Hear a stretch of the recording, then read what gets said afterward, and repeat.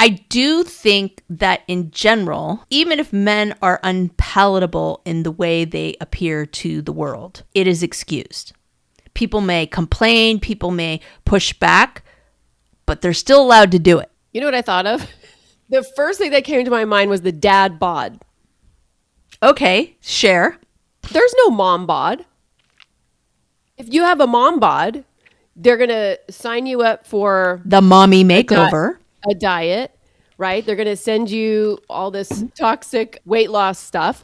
I mean, no, it's not, people don't look at my body, your body, maybe. I don't know. I haven't seen your body. I only can see your head, but it's like, do you have a body? Are you not just a floating head? Next week, find out on Drinks with the Girls. Y'all, I'm sorry. Like, this was supposed to be like, a relatively straightforward, serious topic, but we're clearly in the mood where we're just buckle up. It's just going to be that kind of an episode.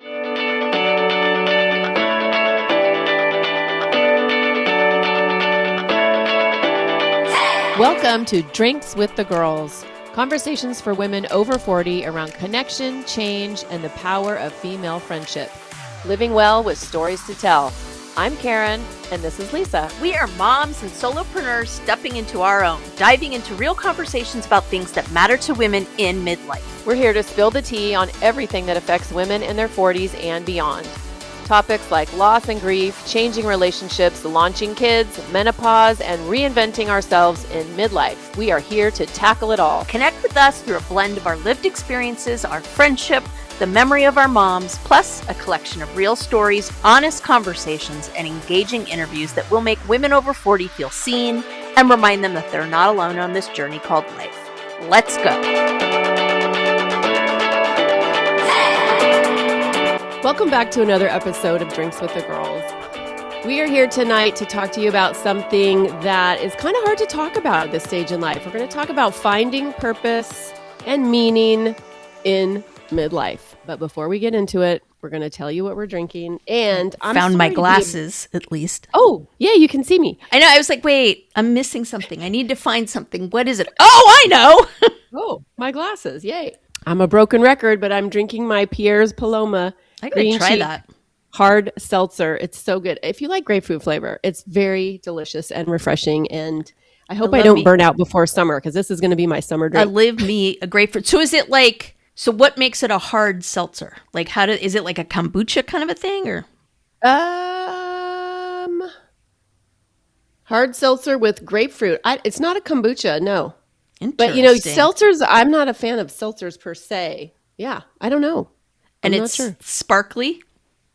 It's bubbly, yes. It's yes, light. Interesting. I'll have to check that out. What are you drinking?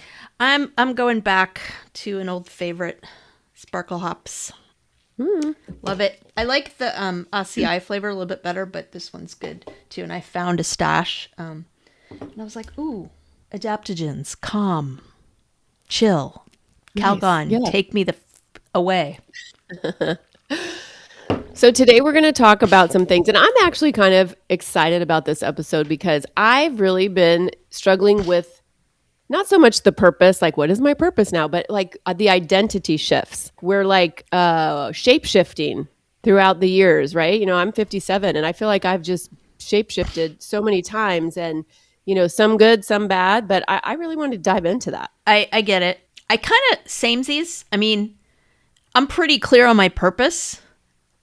What's your purpose? What is your purpose? Now you gotta freaking ask me, and I'm gonna be like,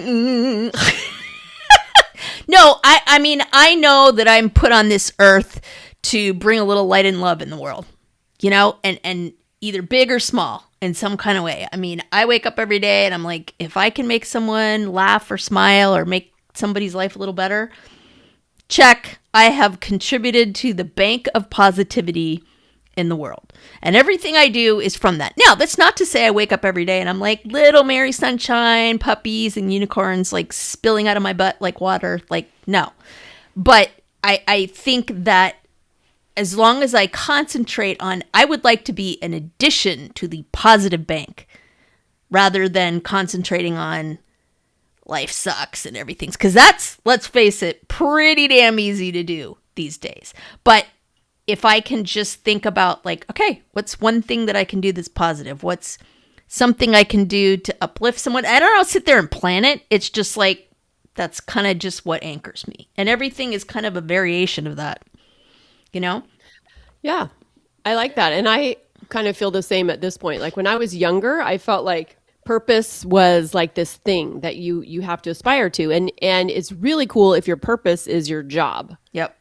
Right? If in your job you are doing your purpose. But then life goes by and life happens and you realize Not so much. Sometimes it's okay to do things just for fun, like a fun hobby, and it doesn't need to turn into a business or something. Yeah. But yeah, I think that's the beauty of getting older is realizing your purpose isn't necessarily this thing, like what you do, but like to your point, it's who you are. It's how you show up in the world. And I like that idea because I feel like my purpose is to raise good humans. I think through my work, through this podcast, through raising my kids and grandkids, just hopefully make an impact in big and small ways, hopefully for the positive also. Yeah. Okay, so let me ask you a question. What's the difference? Settle down. What is the difference between purpose and identity? Are they two separate things or are they the same thing? I am not asking because I know. Let me clarify by saying I do not have a pat answer, but it occurred to me that might be something we want to think about. Like, are purpose and identity the same thing? No, definitely not. Okay. See, I know the answer to this. All right. Well, thank God we have one freaking brain. Okay, so tell me, what's the difference? Your purpose is this thing that God or universe, whatever you believe in, puts this inside you divinely. So, we have these gifts, we have talents, we have interests, we have likes, desires. And I feel like our purpose is all kind of wrapped up in that. Like that's what we are put on earth to do. Okay. Agreed. And whether or not that becomes, whatever it becomes, flying to the frickin' moon. Oh my God. Are you as obsessed with Artemis 2 as I am? Oh my God. I cannot get enough of them. I am not, only because I have a billion balls that have taken me away from focusing on that. And to be completely honest, without going down a rabbit hole, I'm really like trying very hard not to be up on the news these days. So. Okay. Well, when you want some fucking joy, dabble. Just go on NASA's Instagram and scroll back to when they took off, when they're up there. I mean, do you know they named a crater after one of the astronauts' wife who is deceased? I mean, sort of, kind of, but literally, like, and it's horrible, right? Because I don't want to throw the good out with the bad, but I'm just getting so disgusted that I just was like, you know what? I just need to unplug from the world. Yes. And I'm here for that, girl. I am here for that. So no shame at all. But when you want to smile, when you want to fucking feel good, when you want goosebumps, go check their journey out. Go check out them as people. Okay. I mean, fair. Never, ever, ever, and especially because while they were up there, shit was going sideways here. And we weren't sure what was going to be happening here. For me, that was like a really, really good little break. Nice anyway, diversion. Yes, okay, that's not what this is about. You still haven't answered my question, girlfriend. Well, I'm trying. I was talking about fine. Your passion is being an astronaut and going to the moon or whatever. Okay. But is being an astronaut your identity? No. Your identity is the whole of who you are. It's the whole of everything that makes you you, and that shifts over time. Lord, how I know it. My identity has shifted and shifted and shifted over the past probably 15 years mostly. And sometimes those shifts are really hard. Sometimes you're like, you look in the mirror and you're like, who the fuck am I? Because you are shape-shifting into a new identity. But I feel like your purpose is always constant. It's always in you. I mean, it might morph a little bit and grow and change, but it's always there. Well, and does that make sense? It does. Look no further. Doesn't answer your question. I can tell by the way you said that. No. Oh my God, she's so judgy. No. I was simply pointing out that on the episode we did with our good friends on the Living Abroad panel, it turned into a discussion about identity that I don't think any of us were ready for. So that was kind of cool. I'll link that in the show notes. So what I was getting ready to say was, I feel like there's kind of the holy trinity here, because we've got purpose, we have identity, and then we have meaning, which I think is something different altogether. And to be completely honest, that's the piece I've been really struggling with, because purpose is something that comes intrinsically from you, right? Like you have an idea, and maybe you don't have an idea of your purpose, right? But when you have a purpose, it's something that you believe in, you're passionate about, blah, blah, blah, blah, blah, right? Identity is more about how society sees you and therefore how you see yourself. I'm a mom, I'm a this, I'm a that. Oh, no. Well, I mean, as a role, right? Like where you, I'm not saying, hold up. I'm not saying that society is the only arbiter of what your identity is. I'm not saying that. I'm talking about where the roles that you play in the world, right? And what that looks like. And that society can have input in that, right? In terms of how you relate to society. Oh, hail to the no. That works. So ergo, A plus B does not equal C. Meaning's a whole different ballgame, because meaning can be like, do I mean something to the world? Like, do I feel like I mean something to the world? It could be, does society think I have meaning in the world? It's a whole different issue. And I would argue that that's kind of the intersection of where we sit on this podcast, right? And what we are trying to do in terms of providing a dialogue about that, right? So in terms of what I'm struggling with meaning right now, I feel like my life is whack-a-mole at the moment, and I am, to mix my metaphors, I am plugging so many holes with my fingers, my 11 fingers that I don't have, and just like sitting here like anticipating which hole is gonna blow and making sure that all the plugs remain active. That's literally what I feel like. And it's this, like I was talking about this with my therapist the other day, and I'm like, I want to get off the hamster wheel, and I can't, because I have to keep these balls in the air going. Because it's not like, hey, I want to go blonde, or hey, they're not like, oh, that would be fun. They're like literal shit that could hit the fan. And how do I give myself a break from that when it's just freaking unrelenting? And how do I make it about the meaning that I want to have for myself, not what society has for me, which I feel like is just getting duct taped to me lately, if that makes sense. I think as women, that is something that is a lifelong struggle. Because society loves to tell us what our value is and what is meaningful or what is not meaningful, right? And I'm just flashing back to when I became a stay-home mom, that was a whole thing too. Talk about identity and meaning and value, because society, what does society tell you? I mean, on one side, society likes to talk out of both sides of its face. 100%. On one side, it's like, oh, isn't that great? You're staying home to raise your kids. And on the other side, it's like, you loser. Yeah, correct. And I think too, especially being a girl of the 80s, being a Gen Xer, kind of growing up with, you can do it all. Bullshit. Right? Who wants to do it all? No, not me. And I also happen to be in the circles of very high functioning women, like the women who were working full time, killing it, in the PTA meetings, on all the boards, and doing all the things. And so I felt like I had to do those things too, because I wasn't quote unquote working. So I was, joined all the boards and got on the PTA and was the class mom and blah, blah, blah. And that's great. I wouldn't change it. I was so involved in my kids' lives. And also that became my identity. And then what happens when that goes away? Yep. What happens when they're, 15, 16, start driving, start being independent, and then go to college and leave the nest? Then who the hell are you? So yeah, that was my first major identity shift.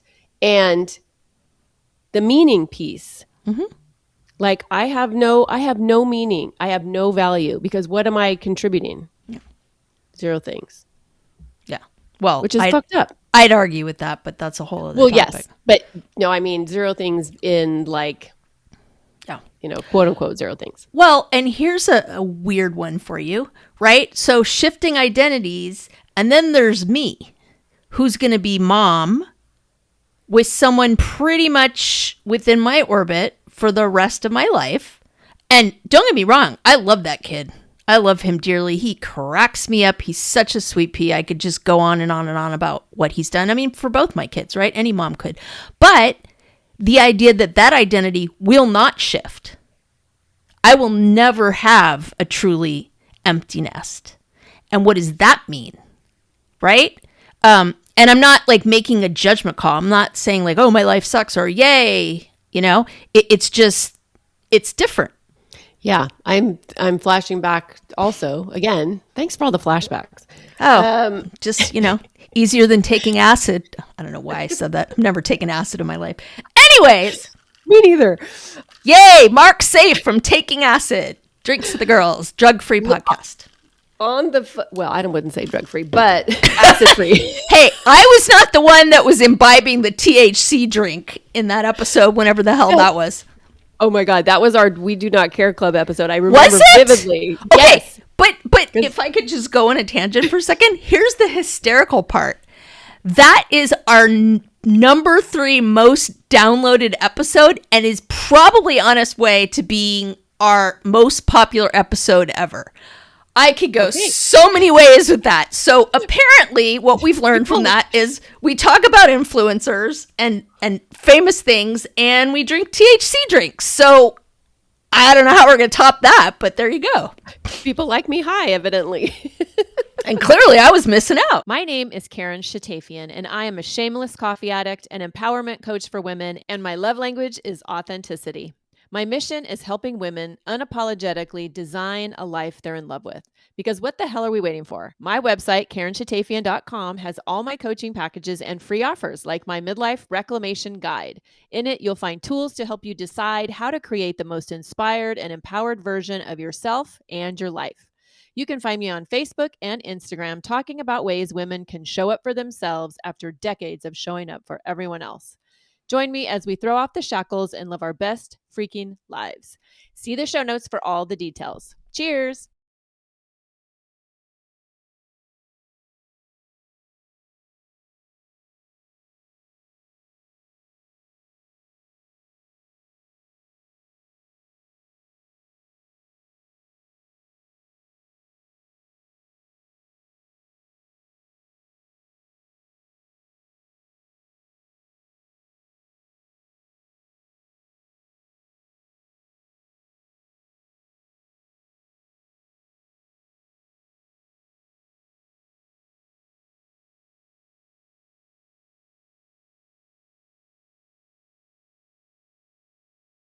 I think what has to happen when we talk about identity and things like this, because when my identity shifted, after being, for a stay-home mom for 17 years, and then having to figure out, well, who the hell am I now? I got to create myself. Mm-hmm. I started a blog, I started a business. I started writing. I just started, doing all these things and kind of morphing into somebody else. And I think you're going to have to figure out how to do that for yourself. Yeah. It's like, yes, I am mom. I mean, we will all always be mom if you're a mom, but what else am I? What else do I want to be? What else am I throwing into the mix? Yeah. I resonate so much with this idea of the identity that society wants you to have, the kind of meaning that society wants you to have. Without getting into specifics, because I could get into trouble, I've really been experiencing lately this idea of getting pushback on my intelligence. Dumb it down. Don't say those things. Don't be controversial. Don't let it out that you know more than somebody else. I'll just leave it at that, because if I get more specific, I'm going to get into trouble. And it is frustrating as hell. That's so annoying. It is so annoying. And I have wonderful girlfriends, and I'm so grateful for that. I have one girlfriend in particular, shout out to Cynthia, and we talk about this a lot. being in essentially corporate America and what kind of, how we have to dim our light a lot of times. And it's frustrating, but it's also not cut and dried, right? Like I can't be like, I'm going to rail against this because, need a job, need benefits, all those things. So, I would argue that taking a corporate job means you are dimming your light in a lot of ways because, you're working for a corporation. You're not working for yourself. But it's unreasonable for me to say, well, you don't have to do that. You entrepreneur, Karen, you, because you have to make choices too in terms of like, we talked about this, right? Social media, how you appear, like all these things, right? So I can't just say, oh, that's like corporate America, but it really frustrates the living shit out of me because I feel like, again, if I was a guy, this would never even be on the table. That is the beautiful thing, though, about getting to your 40s and 50s is you start to like, not that it makes situations like that less frustrating, because it definitely does not, but you really start to understand what's at play. You start to understand, what is going on, and how do I want to be in this situation? Yeah, I think it's incredibly frustrating that we do not truly get to be our full selves because right out of the gate, society's telling us who to be and what is valuable. Yeah. Right? And being a smart, outspoken woman in a corporate environment is definitely not one of those things that's acceptable. Yeah. And I talked about this a little bit earlier, but it's like she lives all the way across on the East Coast and we spent a weekend together in January, I think it was. And it was the best thing ever. I didn't have to edit myself. I didn't have to be anybody other than who I was for like 2 days. And we were both just like, God, this is so relaxing. This is like a spa day, Because even when I'm back home, and I mean, I love my family, but I can't be who I want to be all the time. And that was just, oh my God, that was like freedom, man. Talk about like identity and really leaning into just the purity of who I absolutely was just incredible. And it's intoxicating. I think that's part of the problem is now that I have a taste for it, I'm like, hold up. I want more of that. And the whole time you're talking, and you're not alone, by the way, like this situation is not uncommon. And that's why we have girlfriends, and that's why we have drinks with the girls. So we have spaces that we can be our authentic selves. We can let our hair down and talk about all the things we're not supposed to talk about, or be the way, maybe we have to keep under wraps because it's not totally acceptable. And that's so sad. It is so sad to me that women, we cannot be our full selves 100% of the time.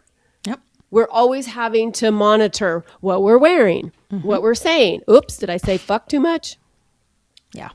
How we're showing up, what choices we're making, how loud we are, how we laugh.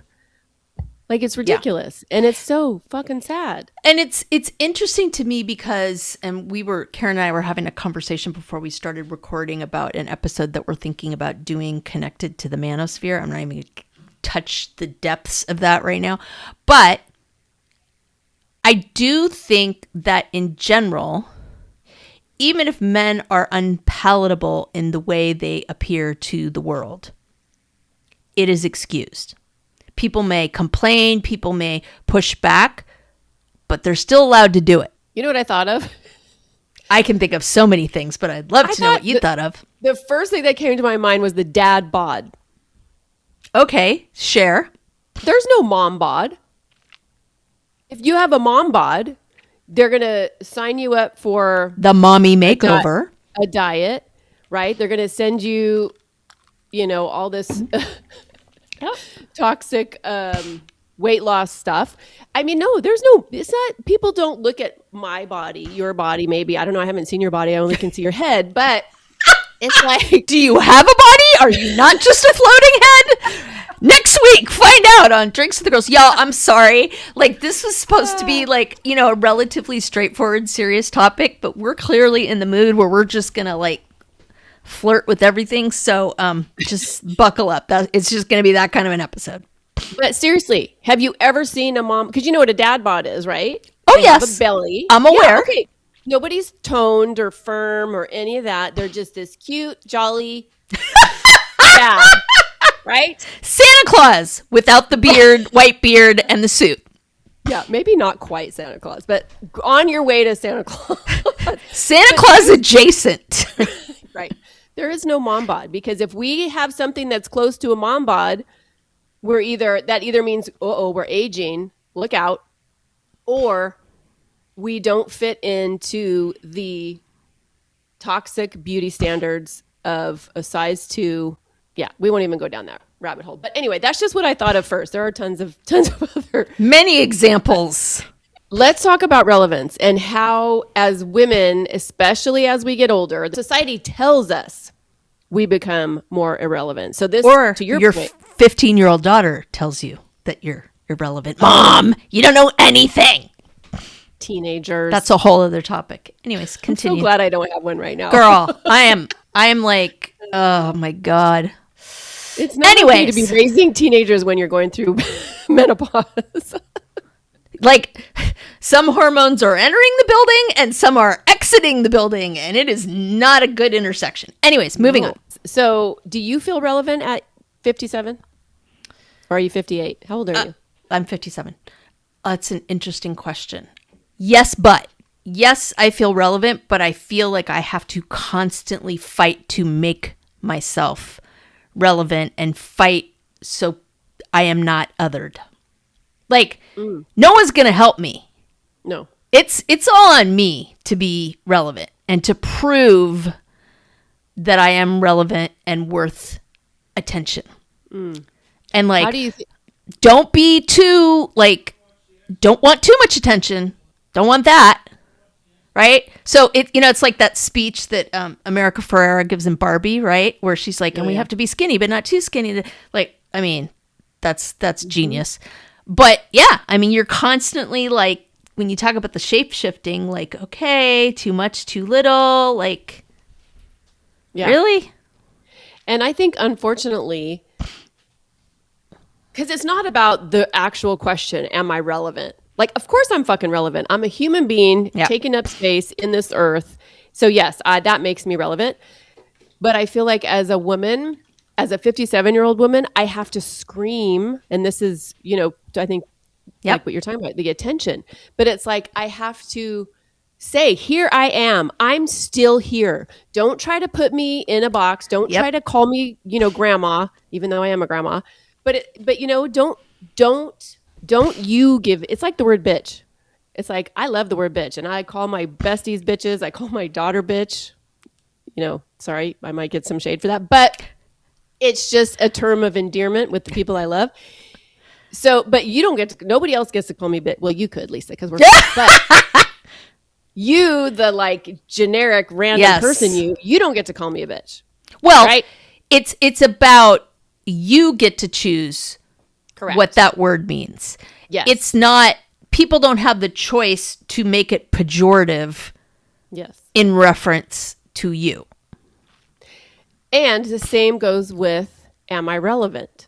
Right? It's like, society doesn't get to tell me. I get to say, I'm a grandma. Yes. Woo. Look at me. Society doesn't get to say, oh, she's doing grandma hobbies. Oh God, that drives me insane. She's doing grandma hobbies, or dressing like a grandma, or, using it in that negative tone. I'm not here for that. Agreed. So there's something that we don't really talk that much about as women in our 40s and 50s and 60s and 70s.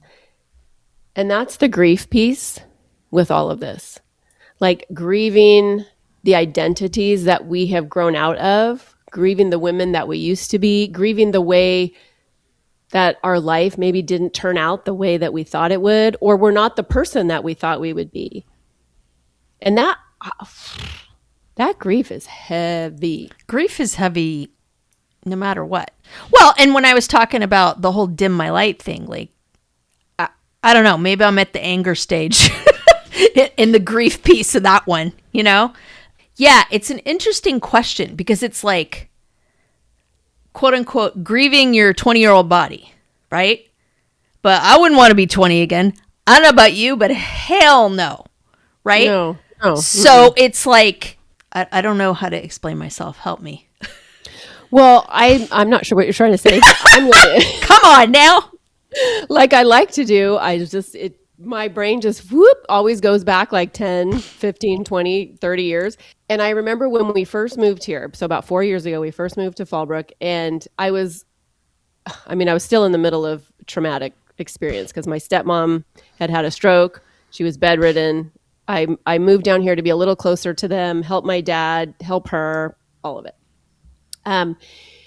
And up until that point, I was living in my own, I had been in survival mode since my divorce. My marriage started unraveling, which is maybe circa 2015. And so in that space, I became this woman who just really thrived on taking risks and just doing bold things and making bold moves. And I would write about that. That was part of, my blog and empowering women and all that.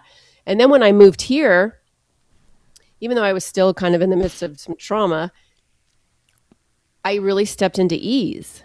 I became more comfortable with this ease-filled life versus this, oh my God, I'm going to go shoot a gun and I'm red alert all the time. Totally. And not necessarily in a bad way. Like I was doing fun things. I was taking risks. I was heightened life in all sorts of ways. Yeah. And I look back on that and I miss that woman. And even though I was in a internal shitstorm with my marriage and my stepmom and everything, I miss that woman who was like just taking risks and having fun and having adventures and just going balls to the wall, really. Because now I'm in this place of ease, which is fantastic in itself. Like this identity is wonderful too. It's my Nana era. So grieving that other part of myself, which sounds weird because I was super unhappy for a lot of those years, but I miss who I was. Hey there, I'm Lisa Coricella McDowell, your midlife Pacific Northwest princess, here to guide you in the art of next leveling your life. I'm passionate about women's health and wellness in midlife, especially for moms parenting kids with unique needs like I do. I truly believe we can learn, grow, advocate, and care for the planet while taking care of ourselves and our families. And I'd love to help you do the same. And I'm beyond excited to tell you about my membership for maxed out mamas just like me, the Empowered Parent Collective. It's a space for parents to confidently advocate for their kids, build inclusive communities, educate themselves, and find balance and support along the way. To find out more about the Empowered Parent Collective, my classes, wellness offerings, parenting tips, advocacy resources, and exclusive Drinks with the Girls goodies, head to nextlevellifewithlisa.com. Let's survive and thrive in the messy middle together. And I wonder, I wouldn't want to be 20 again. Do I grieve like lots of choices, open to possibilities, not responsible for other people piece? Yeah, absolutely. And so maybe it's about taking pieces of those particular identities and putting them into place with who we are now and what that looks like. Because again,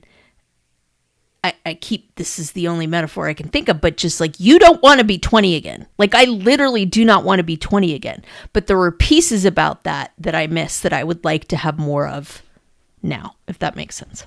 Yeah, absolutely makes sense. And I think it's just allowing the both and, right? Missing where we were or parts of ourselves from, 10, 20, 30 years ago, but still loving where we are now. Mm-hmm. Both can be true. Yeah. And then you tie in legacy to all of this, right? And that's purpose, that's meaning, but I think it's also identity. I think both our moms certainly questioned the idea of legacy and purpose and all that. Like, this is a gut punch, but I think that they were both in the midst of really seriously questioning that when they passed away. Patty passed away at a different time in her life than my mom did. But I can tell you right now, it breaks my heart when I think about it. I remember her looking at me when she first got really sick and going, how did this happen to me? this was a really religious woman that was a Christian Scientist, for God's sake, didn't go to doctors, didn't do any of that stuff. And some people may say naive.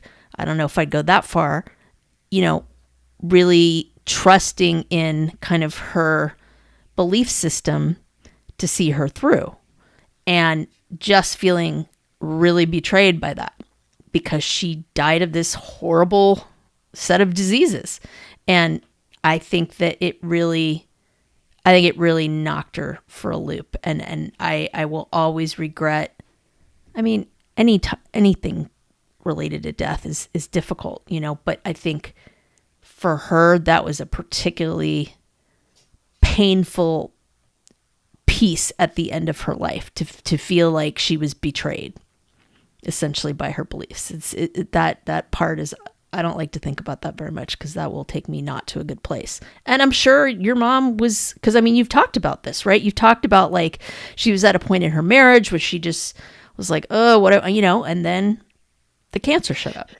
And I don't honestly, and maybe she did. I have no idea, because one of my regrets as when she died, and granted, I'm giving myself some slack because I was 26, but I didn't have those conversations with her about how do you feel about dying?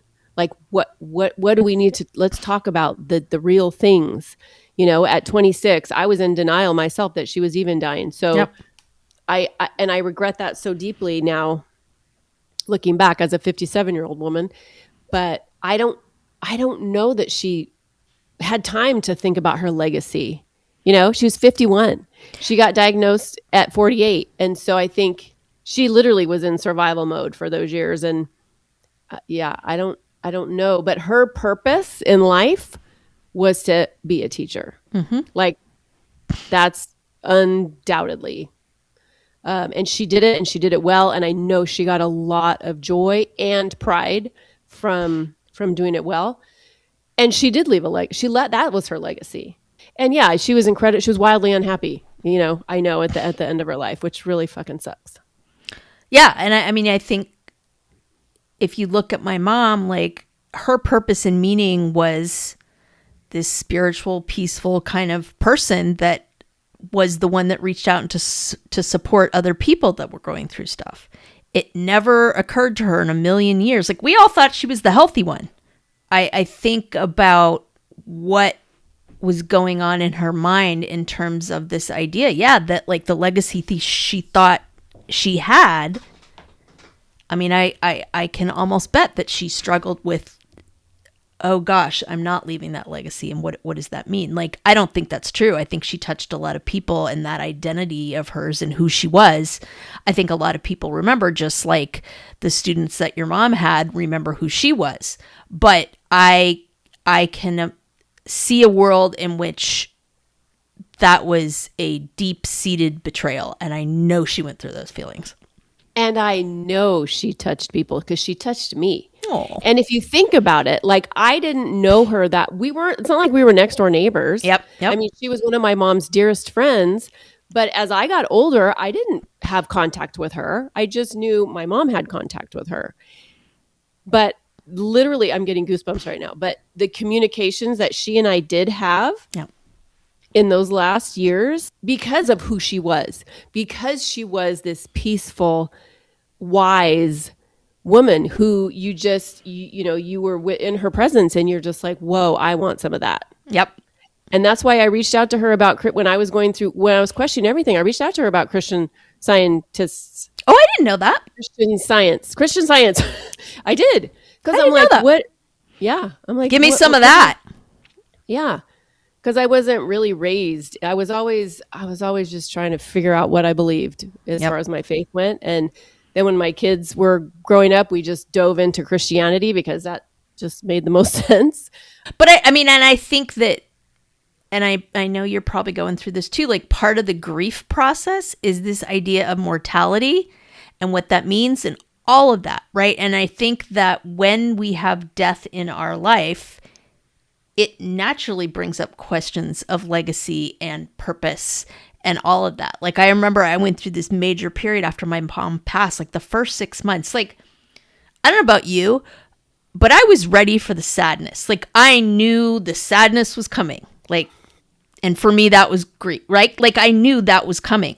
What I was not prepared for and what really knocked me on my ass was the feeling like I was walking around in a fog for 6 months. Like, feeling like I couldn't string two thoughts together. Feeling like I didn't know how to do the smallest things. Feeling like I literally have no more time in my life left. I'm running out of time. That smacked me good. It took a good 6 months and some solid therapy before I felt like I could peek out of that for sure.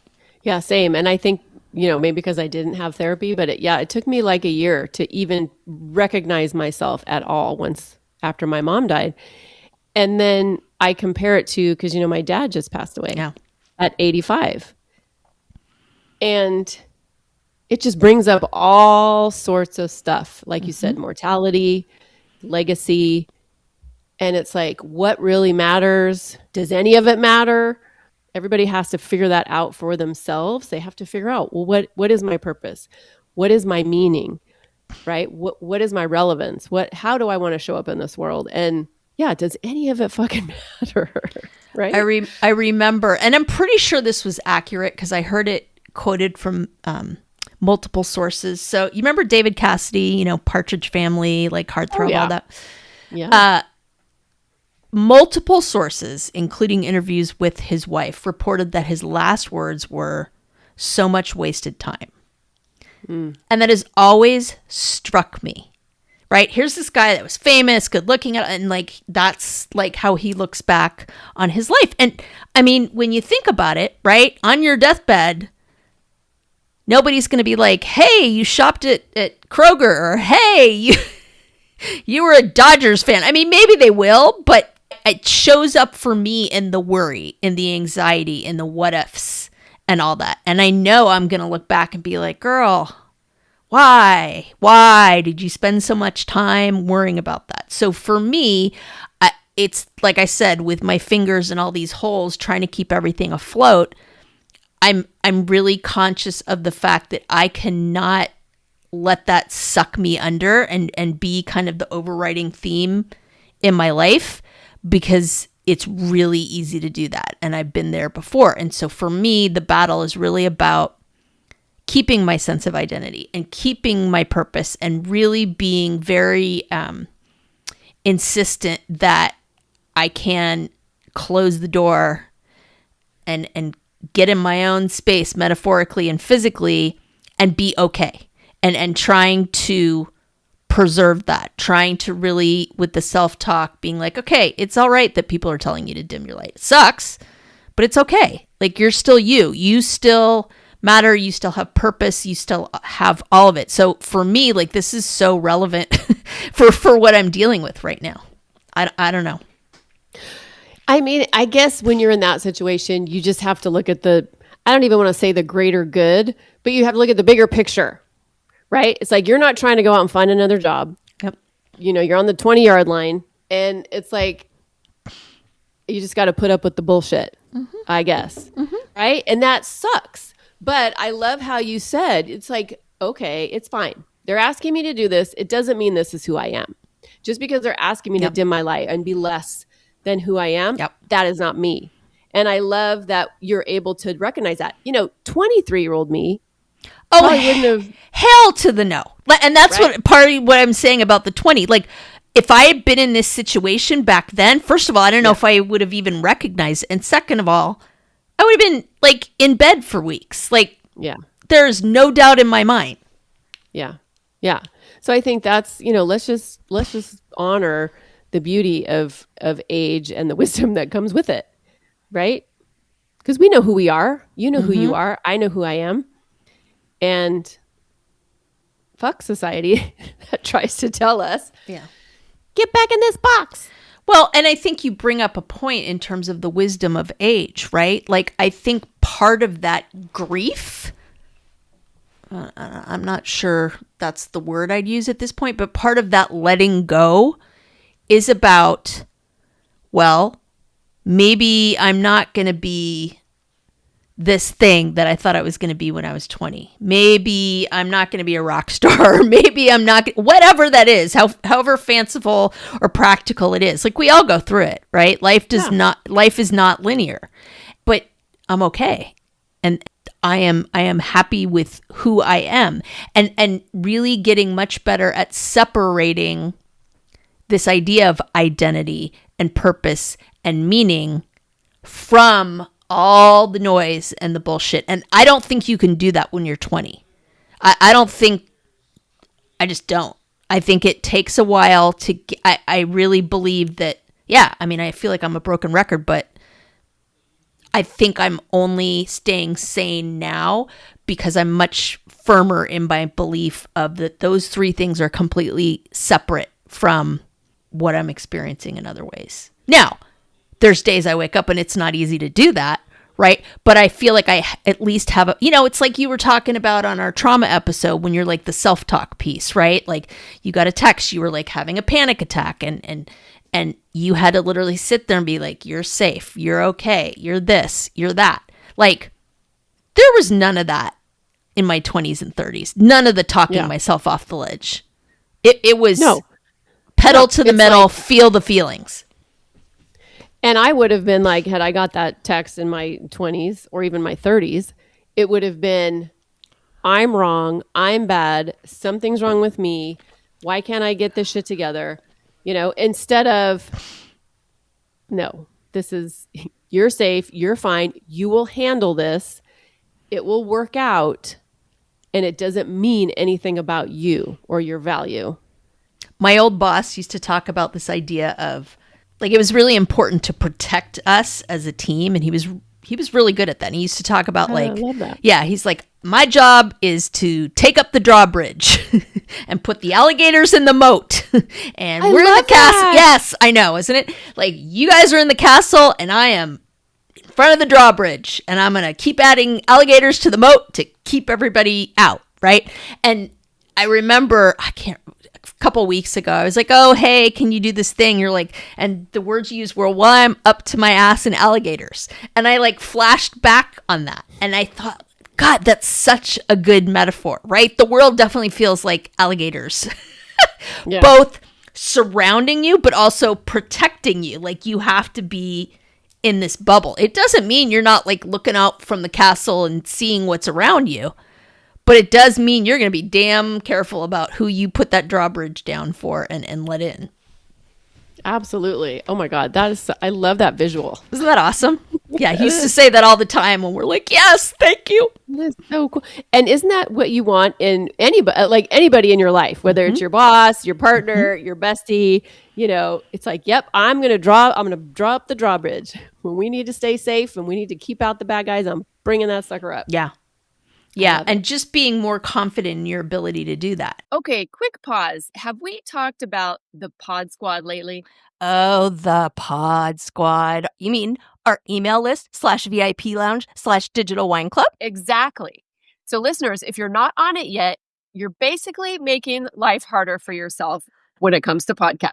Like trying to scroll for show notes while speed walking on a treadmill. Wait, what was that link again? Oh, no. Grab the side rails. Or pulling up that book we mentioned while you're in the Starbucks line and then realizing everybody else moved up 3 cars and now you're that woman. We've all been there. That's why we made the Pod Squad. You'll get new episode alerts every week with direct links. Easy to listen, easy to share. And show notes straight to your inbox. So when we drop a life-changing product, book, hot tip, or yummy new drink, you're not rummaging through your memory like a woman searching for her reading glasses when they're on top of her head. It's organized, it's helpful, it's for you, babes. So join the Pod Squad. The link is in the show notes. Just tap it. Snacks, sarcasm, solidarity. And obviously, fighting the patriarchy. We write at dawn. Y'all, we're on Pinterest, and I don't know if I hope you've seen our channel, but one of the kinds of pins that we do that's really does well for us is quotes from our episodes, and we put them out there. And I would say probably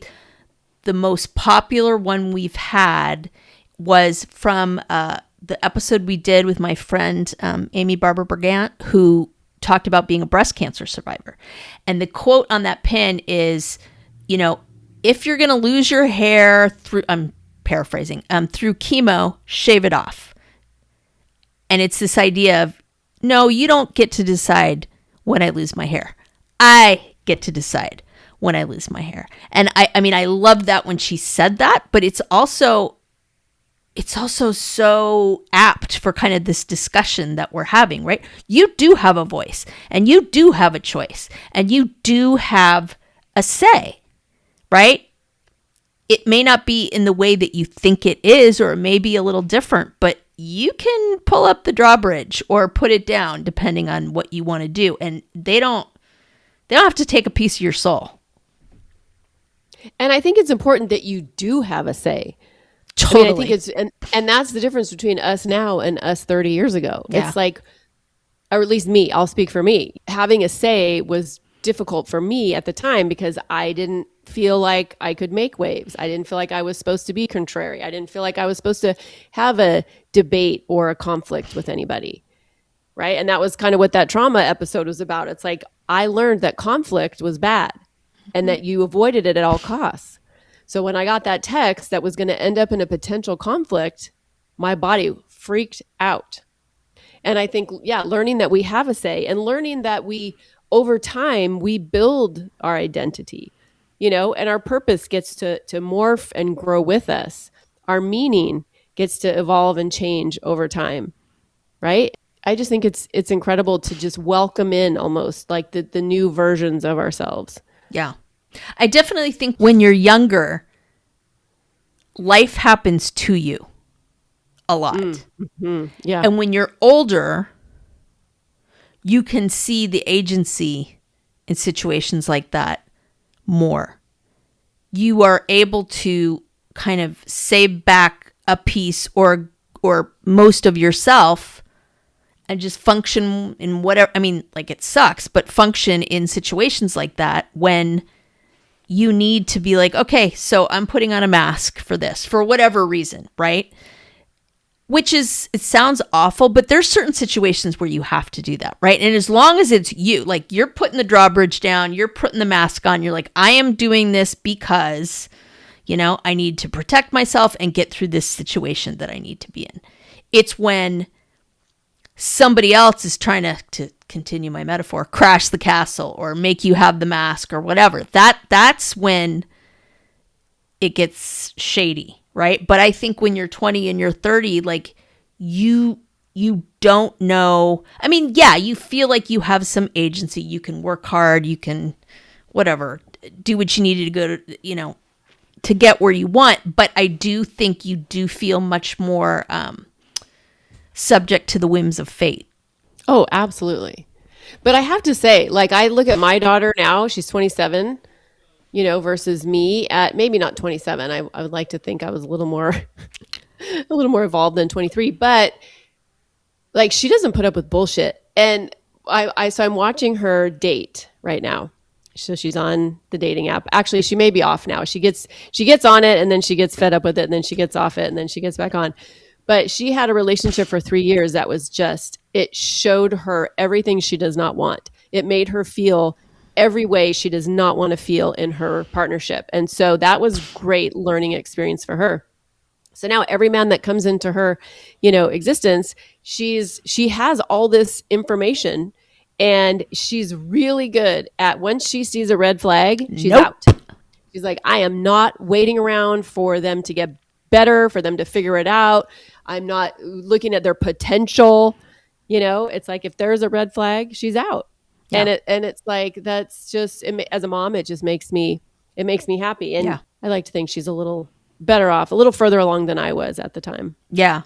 I mean, and I see a lot of that in my daughter too. I mean, she's much younger than Peyton, obviously, but like, and Karen knows this, she went to the prom on Friday and like the outfit people was so fierce. I cannot even begin to tell you, but there was not a pastel in sight. There wasn't even a jewel tone in sight. It was like this leopard print dress and she just rocked it. And I love the fact that it looked great on her and just, it was so her. And she just had the best time ever. And I think back to like when I went to prom, right? And you had to have a date and like, the dress and the big hair, of course, because it was the 80s and it was not a I don't remember either prom that I went to as a particularly like freeing and have fun kind of thing. It felt very much like there were boxes that you had to tick and pieces that were part of society. You know, I mean, Jesus, we all grew up watching Pretty in Pink, for God's sakes, you know? I think my prom dresses were like taffeta or something. You know, that material. Yep, guilty. It was With beautiful. ruffles. I had lots of ruffles on my Same C's. Same C's. shoulders. And the Fun hair fact- like up to here. Oh, yes. My mom and my grandma made both of my prom dresses. Oh, that's awesome. And I'm an idiot and got rid of them at some point in my life. So, yeah. I don't know where mine is. That's a really good question. I wonder. Yeah, I couldn't find one that I liked, and so my mom was like, "Oh, I'll make it," and then I think did what I do and over promised. That was like, "Hello, dressmaker. Here's the pattern. Here's the material. I've cut this. Help!" Like, I love her for even thinking she had the time and energy to do that. Like, there was no shame when she was like, "White flag." So, listeners, if you find yourself feeling lost or questioning your worth or wondering, what is my freaking purpose? Or, you know, who am I now? You are not alone.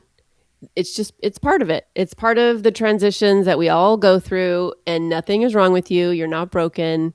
But the most important thing I want you to hear is you are not alone. Yeah, I mean, I think that's the takeaway here, right? Normally we have this like list of takeaways and we kind of go into it, but I mean, that's it. That's the mic drop takeaway. This is not something you alone are going through. Like this is the work in midlife. You know, it's kind of like when you're a teenager and you're trying to separate your identity from your parents and develop this identity on your own.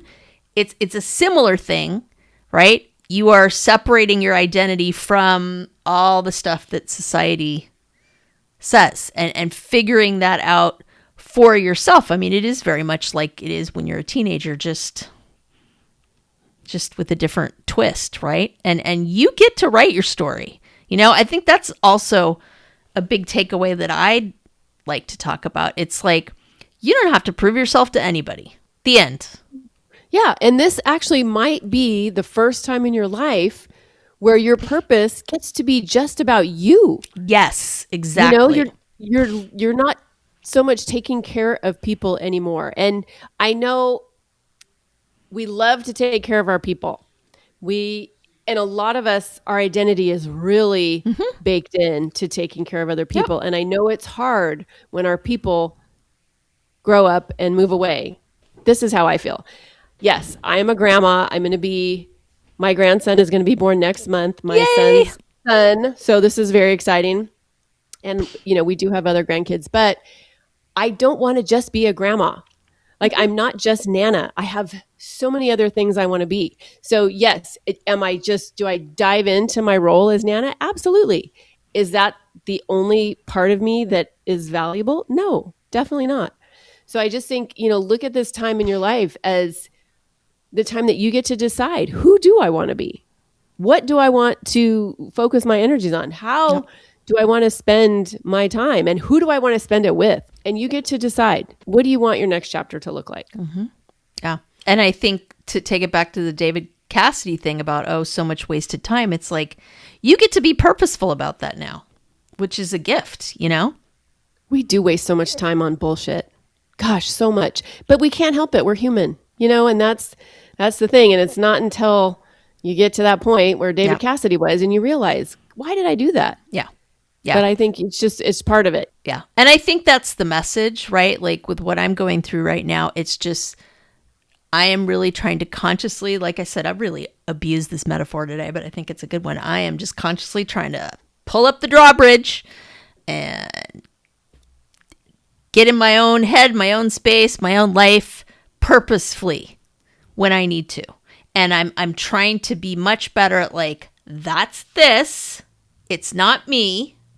And I may have to interact with this thing, but it doesn't define me. It is not my identity. It's just a thing that I need to do to get to point B. But that is not who I am. It doesn't have to define who I am. I know who I am. And then I try to remind myself of who I am. I don't get it right all the time, but just the fact that I'm able to have that dialogue with myself, like, I'm fucking proud of myself. There's